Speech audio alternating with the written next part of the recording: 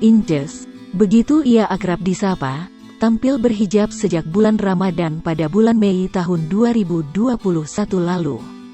Pasca Lebaran, istri Reino Barak ini masih mempertahankan penampilannya memakai hijab.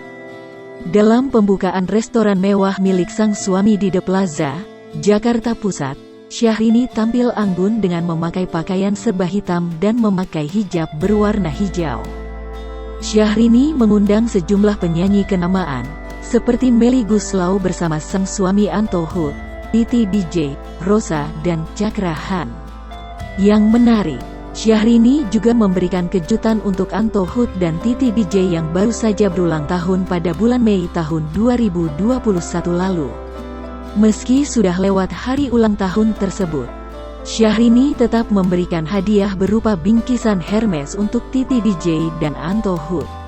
Inces mengucapkan terima kasih atas kedatangan para penyanyi diva tanah air tersebut.